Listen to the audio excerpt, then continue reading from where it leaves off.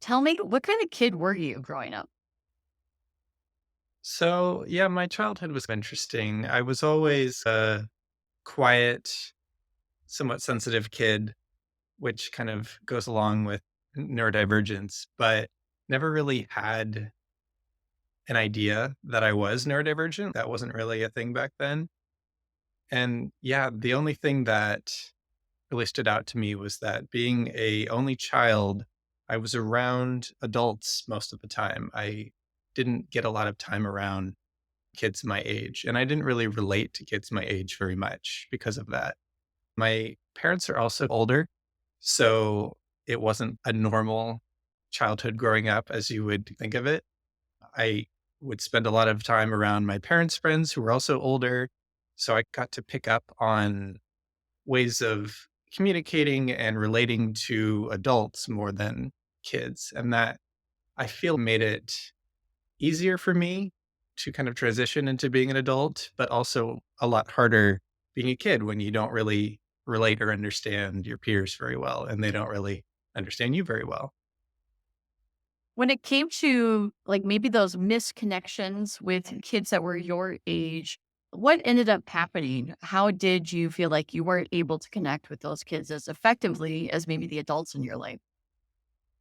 Sure. I guess I didn't really understand kids because of the way that they think. Like adults are a lot more predictable, rational people, and that kind of jived better with the way my brain worked.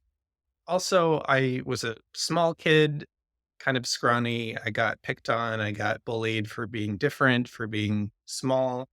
I always felt different than and not really understood by many people. I always had maybe one or two close friends at a time, not a huge social circle. And yeah, because of that, it just made it hard to really understand a wide variety of kids my age. And my parents always would tell me, like, oh, they'll grow up and you'll be able to relate to them better with time as they mature. Because I guess you could say I matured early because of that and not having siblings to interact with and gain that important social interaction knowledge when you're that young. But yeah, being away from family, the rest of my family, extended family, also probably made a big difference. I grew up in the Seattle area, but the rest of my family's from the South, so like Arizona, Texas, Louisiana. And I would only get to go see them maybe once a year around Christmas. So being around even cousins was pretty rare for me. And I don't have a ton of cousins either. So yeah, just spending a lot of time around adults, I think made me figure out how to interpret body language and facial expression and tone of voice for adults a lot more easily.